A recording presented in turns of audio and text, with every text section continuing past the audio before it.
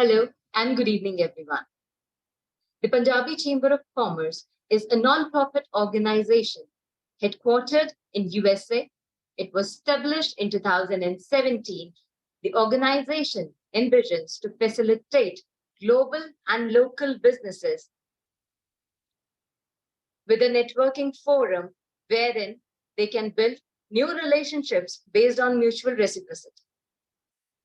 We strive to provide our membership bases with a two-pronged approach, qualitative and quantitative. We have a strict no religion, no politics policy in place. We believe in diversity and inclusions. Today, I, Kanak Prabha Rauthan, Chapter Coordinator, Punjabi Chamber of Commerce, welcome you all for our global webinar, Hidden in Plain Sight, Realizing the Full Potential of Physical and Mental Health. The objective of this webinar is to understand how the combination of physical and mental health impacts our day-to-day activities, such as cope with the stress of life, have good relationships, make meaningful contributions to our community, work productively, lastly, realize your full potential. Moving ahead, I would like to introduce our speakers for the evening. Firstly, Dr. Alka, Director Nutrition and Program, Fuel Pillar. Dr. Alka is a clinical dietitian and nutritionist with over 2 decades of experience and specialization in integrative health and medicine from University of Minnesota. She's a certified diabetes educator and certified in sports nutrition and exercise science. Recipient of Academic Excellence Award from Dr. APJ Abdul Kalam. She has worked with reputed institutions such as Bhabha Atomic Research Center and Institute of Science. She's a Pinkathon ambassador working for health amongst women and also a Fit India ambassador. Next, I would like to introduce our moderator as well as our speaker on physical health for the evening, Mr. Praveen, co-founder, Mind Pillar. Praveen is also the co-founder for Novo Liver Satya Health Sciences. He serves as the Mind Pillar coach to help members discover the role of emotional mental patterns in health. As a digital entrepreneur, he works on figuring out simple fixes to complex healthcare problems. He studied engineering in Manipal University, MBA at the University of Michigan, and yoga teachers training at the Yoga Institute. Over to you, Mr. Sutram.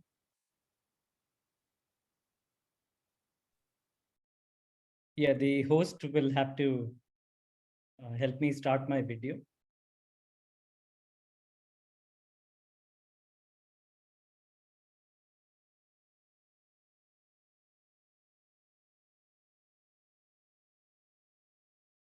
Hi, everyone. I'm just waiting for the host to help me enable video access, and then we'll begin.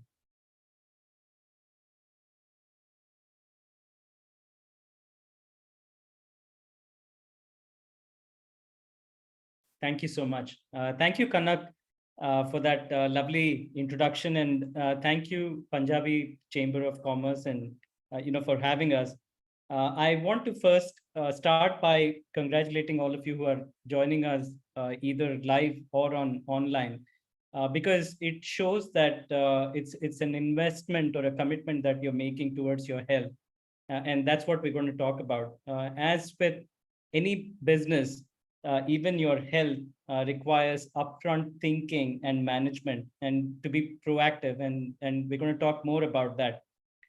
So the topic is Hidden in Plain Sight, and it's to help you realize the full potential of your physical and mental health. I just want to lay the ground first as we move forward, that we are a wellness company, so we will not be able to provide any medical advice. We will only be able to give you wellness or a holistic approach to health guidance. For specific medical advice, please do go back to your respective doctors.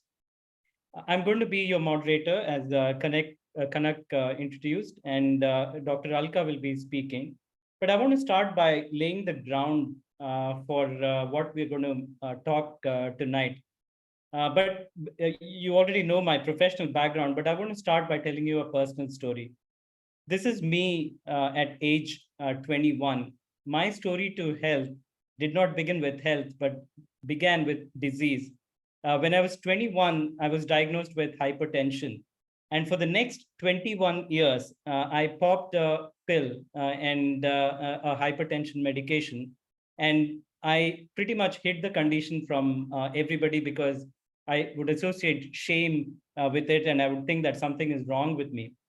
But I did correct my lifestyle, and I took what I did not know back then, but what I know now as the 4-pillar approach, which is the foundation of the program. And 21 years later, after popping a pill, with the help of a very well-known cardiologist in India, under his guidance, Dr. Hegde, you may have heard of him, and a naturopath physician, they helped me reverse completely, and I was medication free. So this is a possibility, and it's very much a possibility. Since starting our program, I've seen this again and again and again with so many people, that it's amazing what capacity the body has. So with that background, I'm here to tell you at a very, very personal level that health impacts everything. It impacts it impacts your whole life, when you don't have it, or when it's not at peak productivity. It impacts your energy. You don't feel energetic in the morning. It impacts your sleep, how peaceful you're able to sleep on a given night. It impacts your productivity. Many of you here may be entrepreneurs or business owners, and I know how that feels. When your health is not with you, you're not performing at peak productivity, and that impacts your entire business. It impacts the ability, your ability to make the money you can potentially make, and not just the money that you can make, but when something goes off track, the amount of money that you end up spending, it can be significant. It impacts your teams, how team members relate to each other in a workplace. And also, very importantly, it impacts your most intimate relationships. So health really impacts everything. Now, I want to start by inviting you to play a little game with me.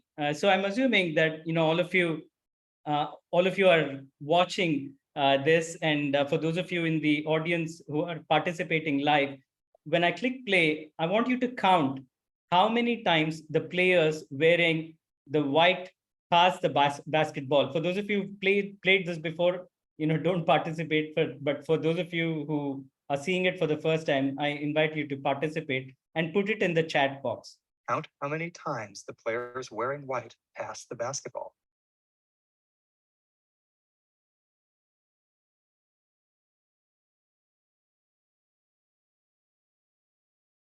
So count carefully and enter the number in the chat.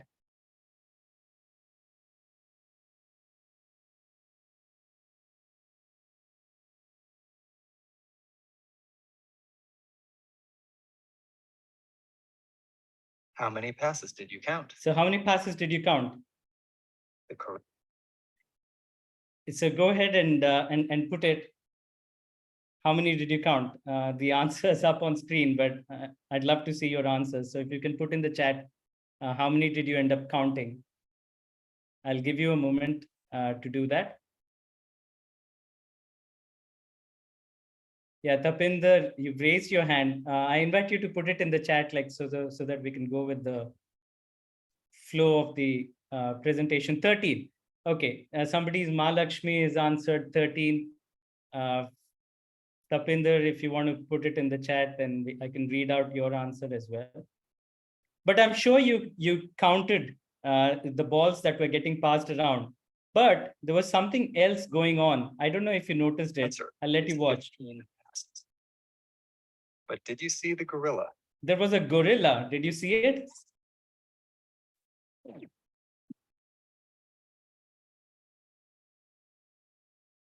So there you go. So the gorilla is pounding his chest, This vi- and we tend to miss it. And that's the point. Whether it be your business, and if you're running a business, if you're a professional, your work, whatever it is that you do, if you don't track it, if you're not aware of something, how are you going to be able to manage it? So, and the human body is fantastic at hiding disease. So good health seems to be very accessible. It seems like something easy to do for people who have it, but it's often hidden in plain sight. And that's what we're getting to the crux of tonight's talk. So, oh, chat is disabled. Okay, Tapinder, got it. So let's move forward.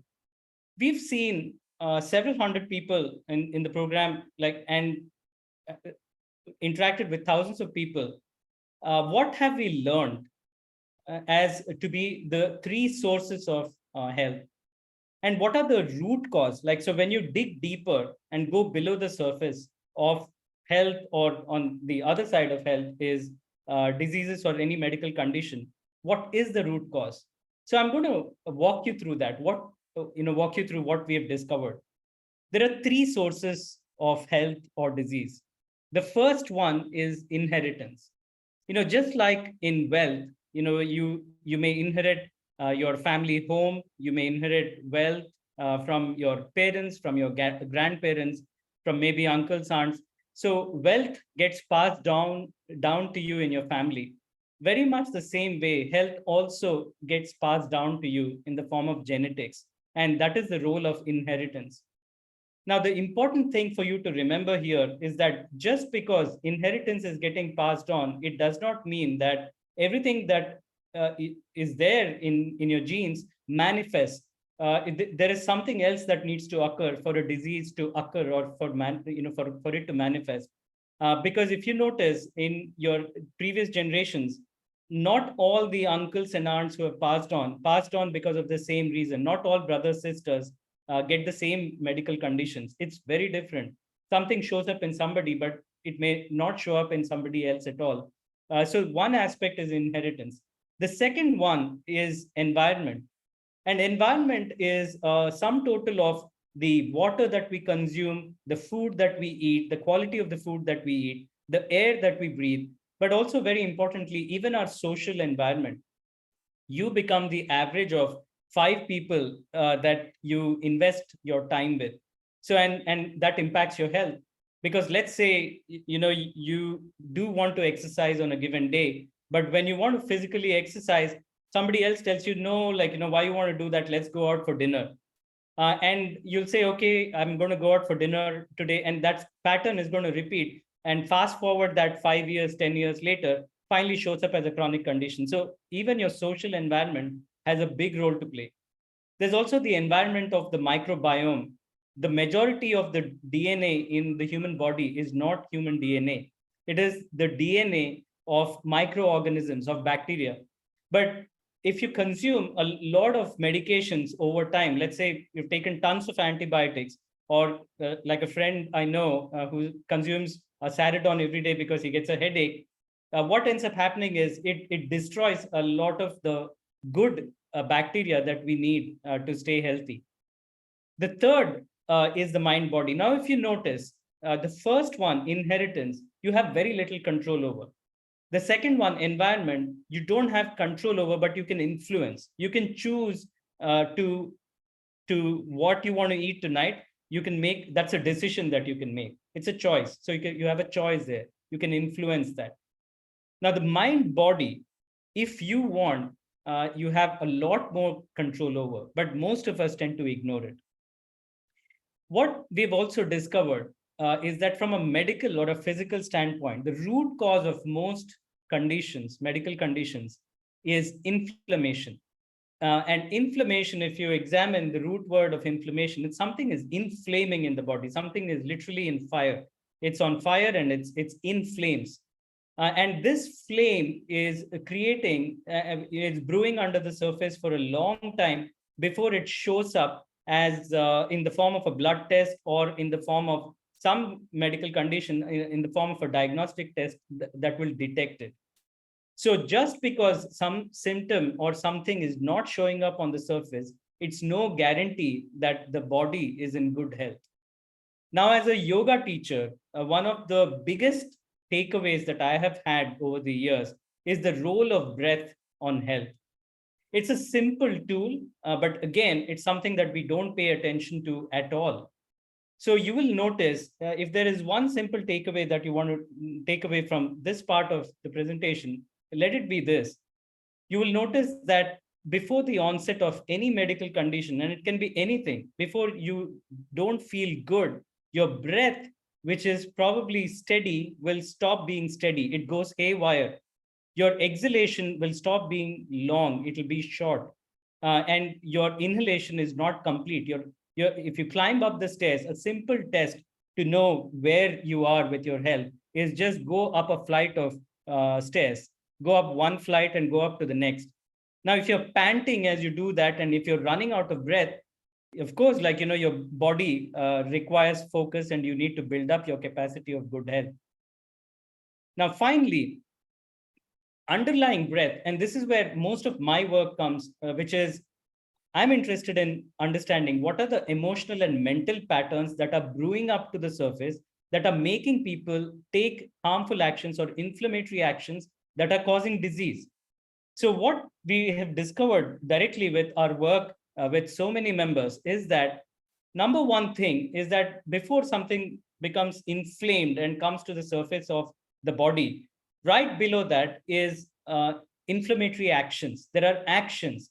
There are specific wrong actions that people are taking repeatedly over a long period of time. For example, there's somebody whom I came across. Whenever she is stressed, she would go put a heap of rice on her plate, and she's South Indian, like, so she'd put, sambar or dal or whatever is available in the kitchen and eat that whole heap of rice, even if she's not hungry.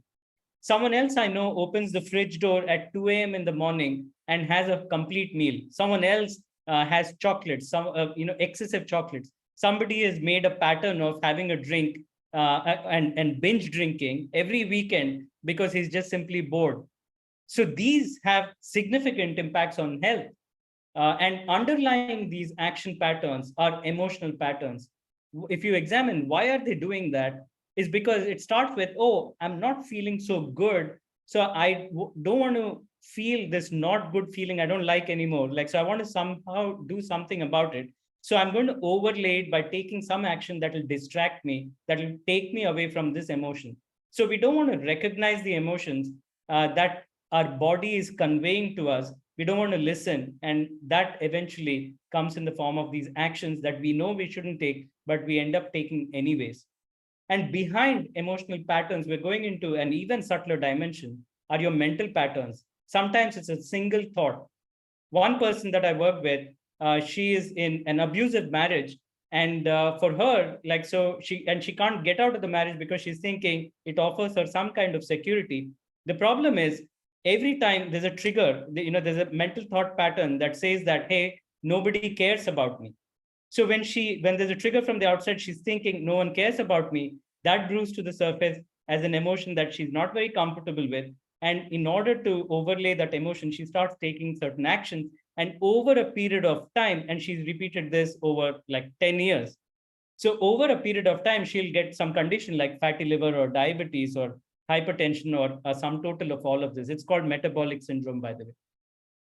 If you look into what actually goes on in the mind between a trigger and response, and sometimes it's a reaction, not even a response, is our state, our mental state of mind. How are we doing right now? If you're in a red state of mind, regardless of what the trigger is, your response is going to be red.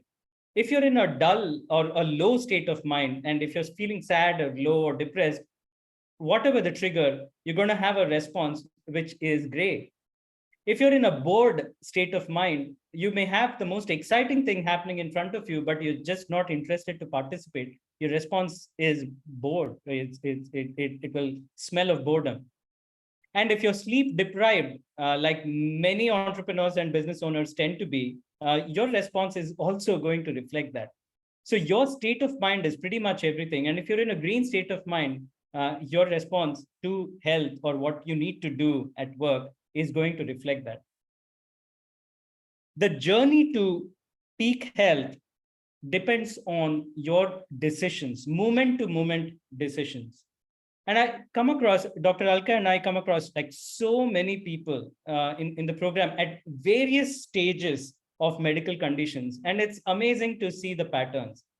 We already talked about the triad of medical conditions of good health or disease, that is inheritance, environment, and mind body. That triad has been underway for a long time, maybe even from birth, because some of this is genetic. And I've taken the example of a liver here, but you replace that with any organ in the body and it'll work. So it brews, this inflammation brews for a long time, and a healthy liver ends up becoming something as a fatty liver. In this case, let's say a non-alcoholic fatty liver, a fatty liver. So it's just gotten fat deposits and it has got something called as fibrosis. So it's gotten to that stage. Oftentimes we're meeting people at the crossroads. We're meeting here at this intersection of red and green. You have a choice, you have a decision to make. The decision is, if you go down the red pathway, some people say that, look, health is important, I know, but I'm not willing to make that investment. I can't give up on this. I can't do that. I can't exercise. I'm going to live like I want until the last day of my life. Now, what I'm here to tell you is the body doesn't work that way, because what's going to happen is this inflammation is going to increase. The body is giving signals. You don't pay attention. You don't listen to the language of the body.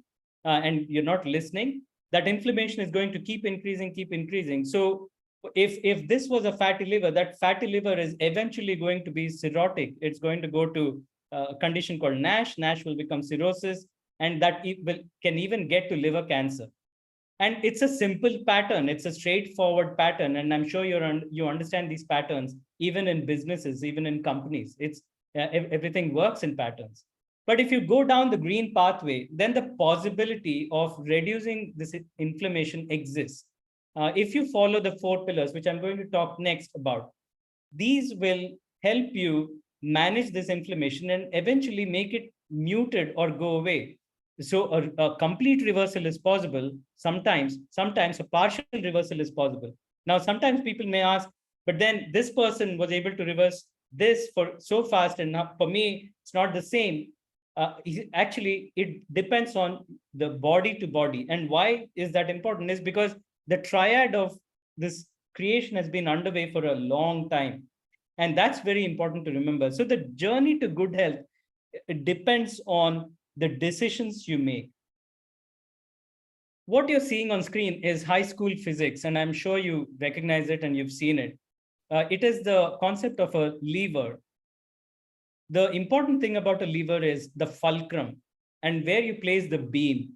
So when you place the beam and the fulcrum, with very little effort, you can lift off and take off a huge load, which otherwise would not be possible. If you try to lift that red box, which you see, it's heavy. You won't be able to lift it. But with the help of a lever, you can. And what we advocate, what we've seen work, are these 4 pillars of health. These work like a lever in order to make sure that your body is put on momentum to get back to good health. The number 1 foundational pillar, as you've been seeing, is the mind pillar, which is developing the right state of mind and making sure that you learn the tools in order to manage your stress, not tomorrow morning, but as it occurs. You're not feeling good, don't wait until the weekend to drink and then get that stress off your chest. Do it right now, and to learn the tools to be able to do that. The second pillar, which Dr. Alka is going to talk extensively about, and you're going to get some fantastic tips from her, is the right nutrition, what you consume, what you put into your body.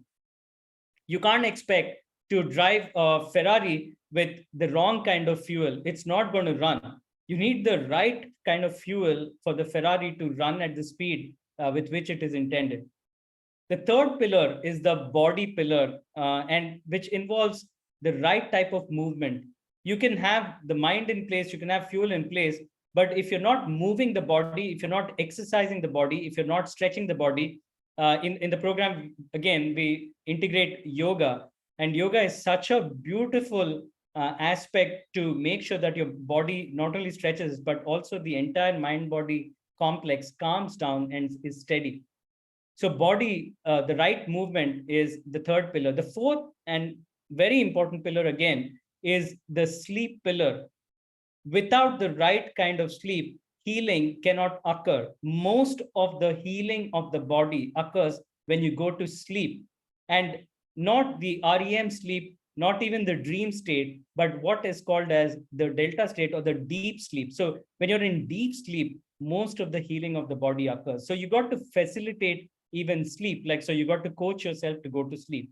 When you regulate these four pillars, like the four legs of a stool or a chair, you will see that you will be able to reimagine your health and move in the direction of a peak performance and peak state. So with that, I'm going to hand it over to Dr. Alka, and I would urge you to keep your pens and pencils and books ready, because she's going to give a bunch of tips on nutrition, on the fuel pillar, that you're going to find super useful. I learn every single time that I listen to her. Over to you, Dr. Alka. Thank you, Praveen, and a very good evening to each one of you. So we start with these words from Taittiriya Upanishad, which says, Aham Annam. That is what I am, what I eat. So what you are putting in your mouth in the form of food is going to define everything. Everything means your whole personality, your mental state, your attitude, and ultimately your health. So food is that important. It is the fuel of your body. Now, when we talk about health, the health depends upon the fuel which you are putting in the body, because without fuel, the body is not going to run. You need energy to be healthy. You need energy to run all the basic functions of the body. Now, if the fuel which you are putting in your body is all utilized, that is the optimum stage which we want to achieve. If the fuel which you are putting in your body, which means the food for the body, is more than your body needs, you're going to store some of that extra fuel in the form of fat deposits, which will inhibit the functioning of certain organs and will definitely today or tomorrow reflect in some form of a health issue. Now, if your fuel is less than what your body needs, again, your organs are going to get affected and it's going to reflect today or tomorrow in some form or the other. So the fuel which you are eating should be able to support all the basic functions of the body. And the four main categories where the fuel plays a major role is your basic metabolic rate. That is the first place where your body needs the calories. Calories is the energy which is produced from the food and utilized by the body. So the first place where your body needs the energy for survival is the basic metabolic rate. Now, what is basic metabolic rate? Basic metabolic rate is the energy which your body needs to perform the basic functions when you are at rest. You are sleeping or totally at rest. Now, what are the functions which are going on when you are at rest? Your heart is beating, your circulatory system is working, your lungs are breathing. So all these functions are going on involuntarily. So all the functions which your body performs in an involuntary state forms the basic metabolic rate. And your body needs energy to do those things.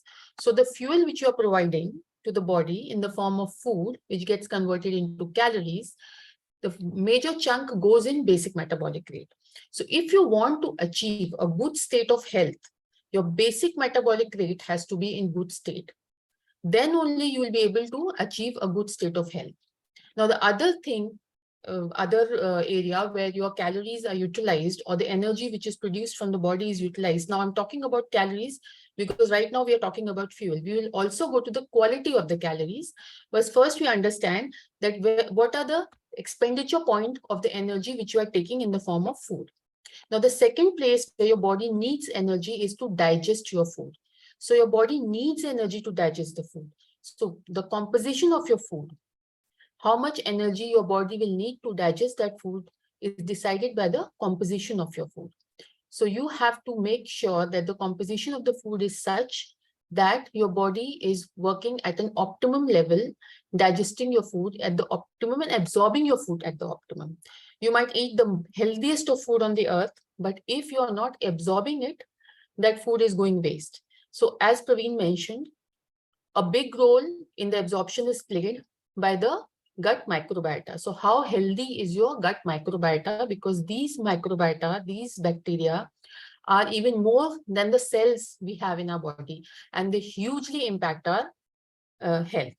So the second point where your body needs to be at optimum functioning level is your digestion and absorption.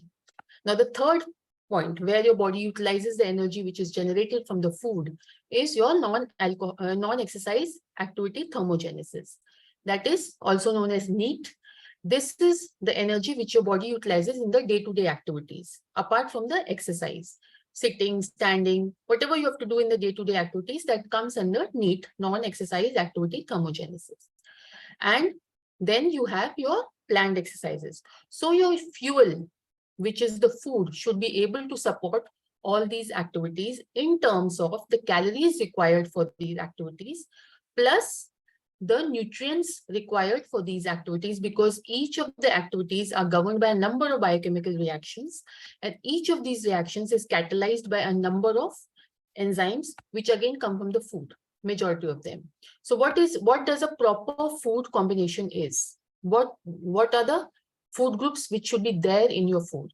So there are three macronutrients: proteins, carbohydrates, and proteins, and the micronutrients, vitamins and minerals, which act as catalysts to your biochemical reactions. So if you try to understand, like in a very comfortable way or in a very convenient way, how can I make sure that my body is getting all the nutrients in the proper quantity? The best thing is to divide your day. Imagine that this plate is your day, and you're dividing it into 4 equal parts. So the cereal parts is a little bigger, but you can go for 4 equal parts. So one part should be your fruits and nuts. The second part should be your vegetables. Third part should be your protein, and the fourth part should be your whole grains, that is complex carbohydrates. If approximately you maintain this division, at least 80% of your requirement is met. Then specifications come in, like specifications depending upon your activity level, age, or profession. But 70 to 80% you will be able to address if you only make sure that you are dividing your daily intake into 4 major groups, which is your fruits and nuts, vegetables, your protein intake, which can be in the form of legumes, pulses, paneer, tofu, that will come later in the same presentation, that what should be your protein intake, and the complex carbohydrates, which come in the form of whole grains. Now, in addition to these nutrients, macronutrients and micronutrients, another important constituent which we need to discuss, which is often ignored, is your water. Water, we all know it, that 70% of the human body is composed of water. But we all tend to ignore it. There are very few people I come across who are drinking water as much as required by the body. What is the water requirement by a body? Each 20 kgs of weight requires 1 liter of water. So if you are 60 kgs, you need 4 liters of water. I'm sure if you go back and count your intake of water, none of you must be drinking water according to your body weight. So you need to drink water as per your body weight. For every 20 kgs of body weight, you need to drink 1 liter of water. Because all your biochemical reactions, as I mentioned, needs enzymes and hormones and catalysts, but they also need water. Unless until you're providing that water, your cells are hydrated, none of the reactions, biochemical reactions, are going to happen in the way they are happening, and this gets transformed into ill health. So this is the easiest way. First and foremost, if you want to make a healthy change in your lifestyle, if you want to move towards health, first and foremost, start hydrating, start dividing your daily intake, make sure that you're including all the 4 major food groups, which provide you with all the 3 macronutrients and the micronutrients, minerals and vitamins, which vaguely you will get if you divide your plate in these 4 ways. Now, when I say there might be people in this audience who must be, non-vegetarian and must be loving the non-vegetarian food. But the fact remains that the non-vegetarian food available today in the market is not up to the mark. It is loaded with antibiotics, steroids, hormones, and all these enter the body along with the food, and body is recognizing it as a toxin. Now, how much is the body going to detoxify if you're going to overload it with the toxins? So our recommendation for a person who wants to move towards health is to at least maintain 80% intake from the plant kingdom, from the plant-based food. Plant foods, I agree, people argue that they also have insecticides, pesticides, but this is something which can be washed off. They are water soluble. If you rightly process your food, you can get rid of those insecticides and pesticides. But the steroids, hormones, and antibiotics, which is injected in the non-vegetarian food while they were, being raised, that cannot be removed by any process. And that ultimately ends up into your body. So 80%, if you make sure that, your non-vegetarian food intake is less or to the minimal, that again brings in a big contribution to your overall health. Now, as I said in the beginning, that, you are what you eat. And if your body is not able to identify your food or fuel as fuel, and it is identifying it as a toxin, you are in a problem. Another important thing, you have divided your food into 4 major groups. You are making sure that you're including all the major groups. You are making sure that you are drinking enough water. You are trying to keep your non-veg intake to the minimum. But now if you're cooking and storing your food in a wrong way, again, there is a toxic load on the body. Again, the toxins come in from the utensils or your packaging material. Cooking in aluminium is so harmful, people don't even realize. So aluminium is not required by our body. Now you're cooking every day in aluminium. What will happen? The aluminium will start getting inside the body, and the body recognizes it as a toxin. It has to detoxify. There's a limit it can detoxify, and so it starts affecting your health. So get rid of that aluminium vessel. Now, for the same reason, we say that don't go for packaged food, because all the industrial preparation happens in aluminium vessels, big aluminium vessels. So all the packaged food is loaded with aluminium, apart from other harmful things. So you will not want your body to be exposed to this level of toxicity. Storing your food in plastic boxes. Again, the harmful chemicals leaching in the food, especially the hot food is served, packaged in the plastic box and delivered to you or carried by you. Again, a lot of harmful chemicals getting leached. Keeping your water in a plastic bottle, especially in a car, when the car is getting heated, again, you put on the AC, it gets cool, then again heat, again cool. A lot of chemical leaching happens and that enters your body. So avoid storing your food and water in plastics. Avoid the over-the-counter medications. It is very obvious. Avoid the bottled beverages and avoid the smoking. So all these things together contribute to a lot of toxic load in the body. And if you keep exposing your body to a lot of toxicity, there's a limit your body is going to detoxify, and ultimately it's going to affect your health today or tomorrow. A very general statement which I come across is, "Arey, ye to main saalon se kar raha hu. This I've been doing for years together. Nothing has happened to me." But there is a point where your body is going to tell stop. So don't bring your body to that point. It gets accumulated over years, and there's a point will come where your body will express it. So stop it before your body says that, stop now, I cannot handle more. It's not that your body is handling till now, it will handle forever. What is bad, it will remain bad. Another important thing, when you consider, giving the right kind of fuel to your body, is how you are cooking your food. Now, when you cook your food, there is a chemical known as carboxymethyl lysine, which gets generated in the food. Whenever you cook your food, any food, when it is cooked, CML gets generated. Now, when the CML is within a certain range, the body is able to handle it. It is again a toxin. The body is able to handle it. But once it exceeds a certain range, your body is not able to handle it, and it acts as a toxin. So the cooking method will determine the amount of CML in the food. Let us take the example of a potato. See the second row, potato. Potato, when it is boiled, the CML is 17. The same potato, when it is roasted, is 218. Same, when it is shallow fried, is 694. And the same potato, when it is deep fried, is 1522. You just see from 17 to 1500. This is the jump of CML value. And with 1500, definitely your body is not going to detoxify that amount of CML. So the type of cooking procedure has to be such that it is minimal heating at a low, there's a general tendency, keep it on the sim and leave and let it cook aram se. But then the duration of cooking is also making a difference.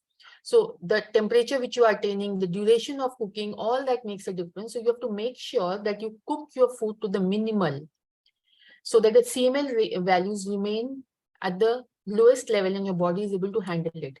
So if you go on the next slide, we see that, the same example which I just discussed, potato boiled, roasted, shallow fried and deep fried. This left one is 17 CML and the right one is deep fried is 1500 CML.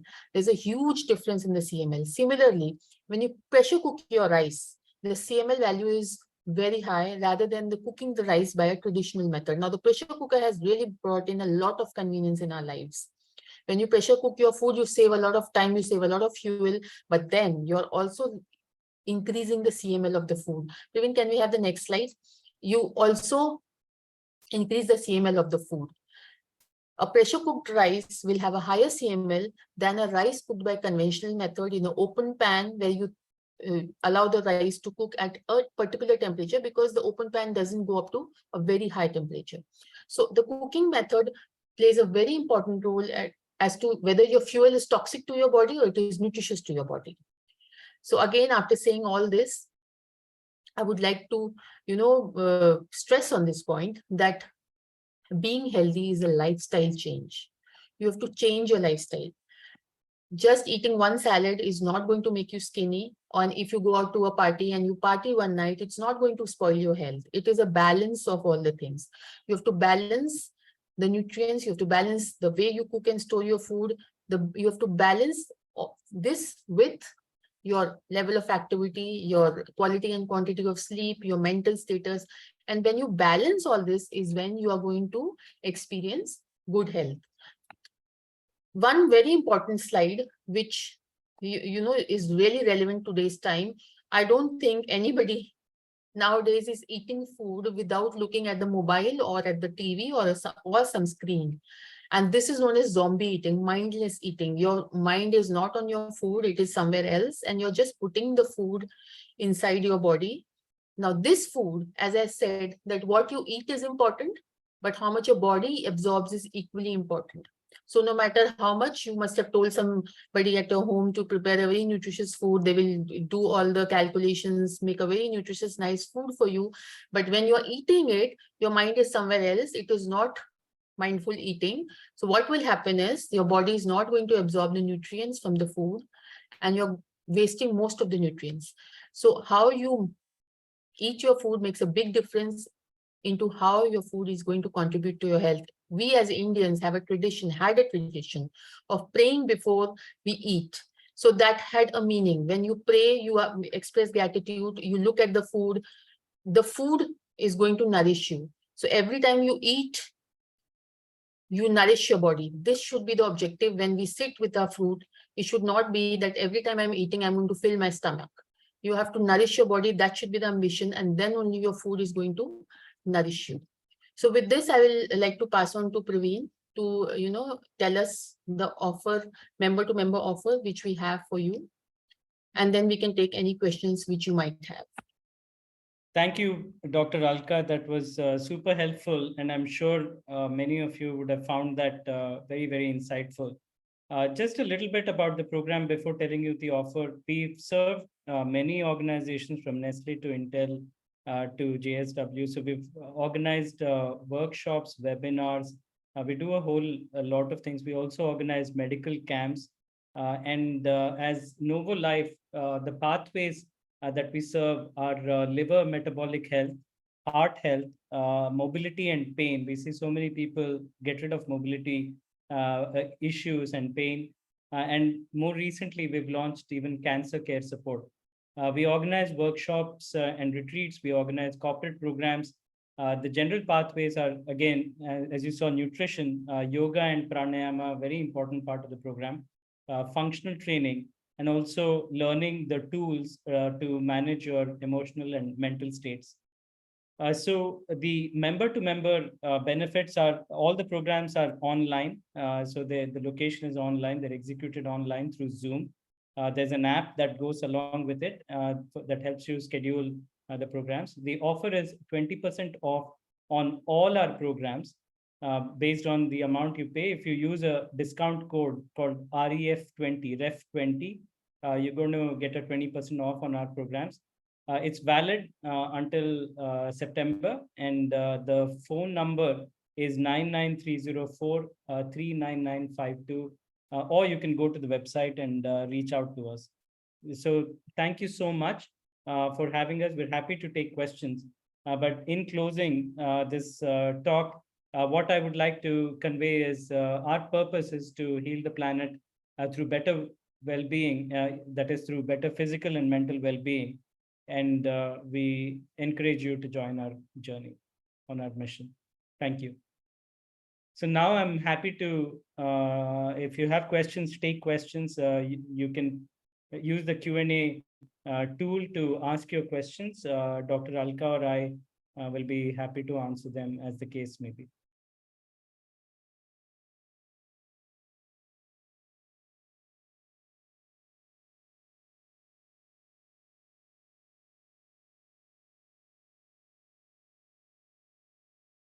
We'll give you a few moments to ask any questions that you may have.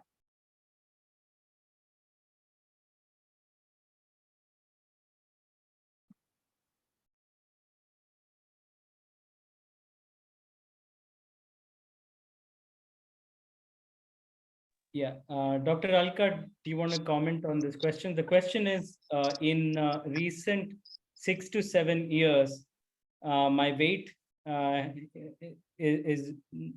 not increased or decreased. May I know what could be the reason? So this I discussed, right? If the food which you are taking is getting utilized by your body, and you are not storing anything extra, that means your body's weight remains constant. But again, if you can also comment whether this constant weight is also providing with feeling light, feeling nice about your body, your stamina is also the same for the last 6-7 years, or is there any change? Because commenting on a single thing becomes a little difficult. So you are saying your weight is not changing for 6 to 7 years. How about your stamina, your energy levels, the way you feel? All that remains static, then you are in a very good zone.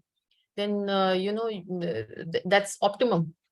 But then you have to think about the other things also, because the body will always, you are the best judge for your body. So just look around and see if you are having the same energy level, stamina and everything, then you are at the best of health.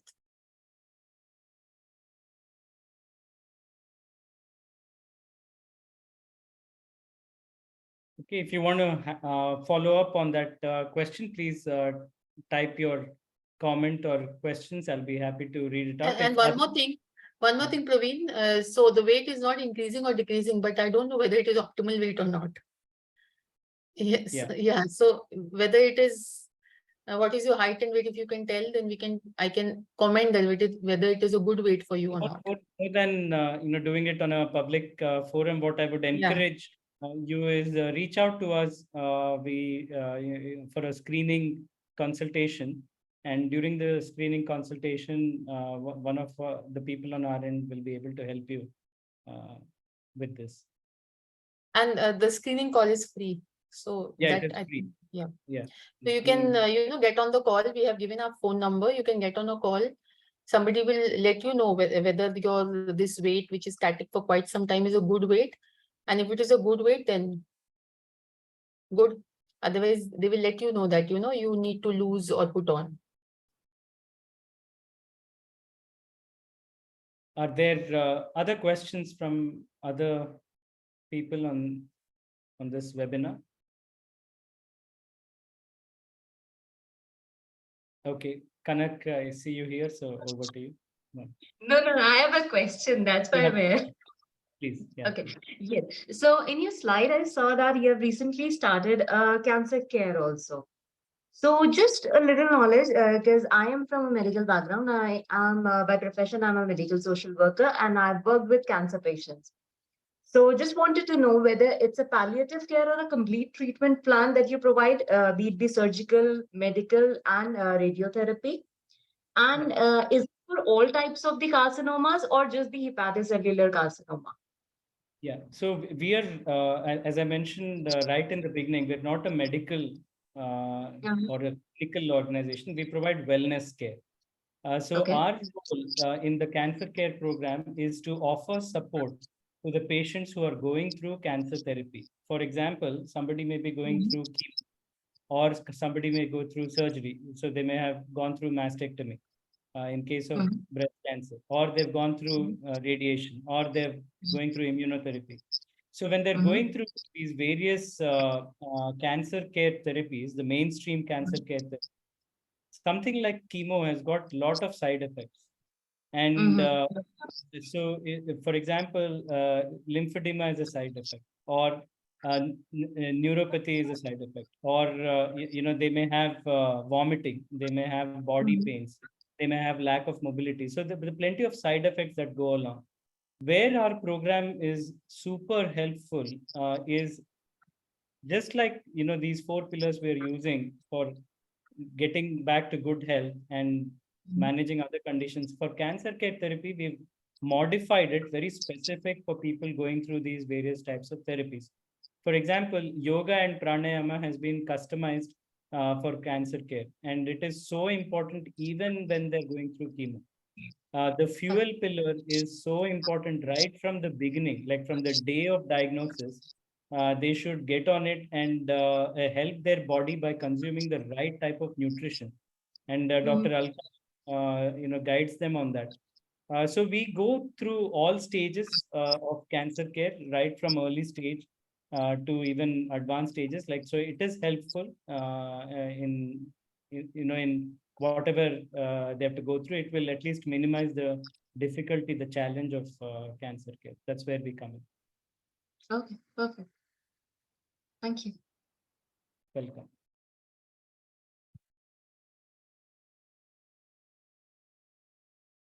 So, Dr. Alka, the age is 22. Yeah, so if you can tell me your height in centimeters.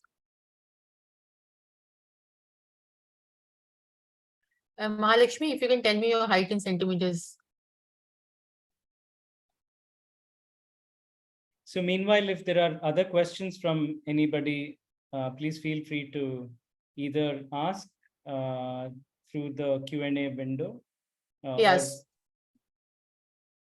Yeah, sorry, Praveen. Yeah, height is 163.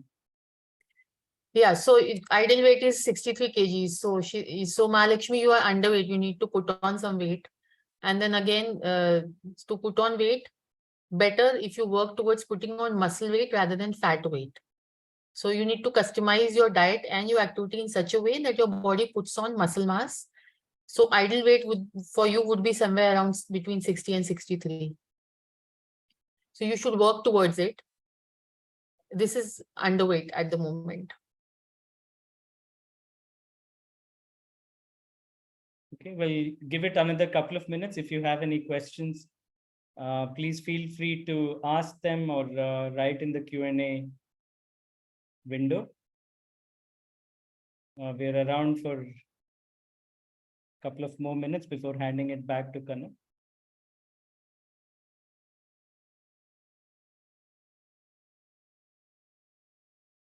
And you not only Mahalakshmi, anybody else wants to know more or wants to discuss a specific condition or wants to us to evaluate, the phone number is right there on the screen. You can make a screening call and you will get a good guidance.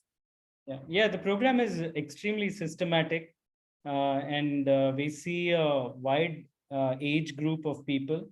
From the youngest participant is who joined us was 19 years old, and the oldest participant is my father. Like, so he turned 80 this year. So it works beautifully for people from all kinds of professional backgrounds, and so we highly encourage you to invest in your health, track it so that you're able to manage it, just like you may be doing it with your business or in your workplaces. So Kanak, if there are no questions, then handing it back to you to wrap up our webinar. Yeah, sure. Thank you so much. So thank you, Dr. Alka, and thank you, Praveen, for shedding light and sharing your life experiences on physical and mental health, and especially focusing on how important it is to maintain a balance between both. As I just remember that, as said by Buddha, to keep the body in good health is a duty. Otherwise, we shall not be able to keep our mind strong and clear. So that's what I thought after listening to both of you. And thank you so much for sharing your insights. And it was lovely having you over our platform. Thank you so much. Thank you to our audience today for coming over here and interacting with our speakers. Thank you so much for all your support. Thank you so much, Kanak, for having us. Praveen, if you'd like to end by some Sure. message. Yeah, thank you, Kanak, and thank you, Punjabi Chamber of Commerce, for having us. And thank you, those in the audience and those who might be listening to this recording later. Thank you for paying attention to your health, and wish you all the best. Yeah, good night. Have a nice sleep. Yes. Bye bye. Bye-bye.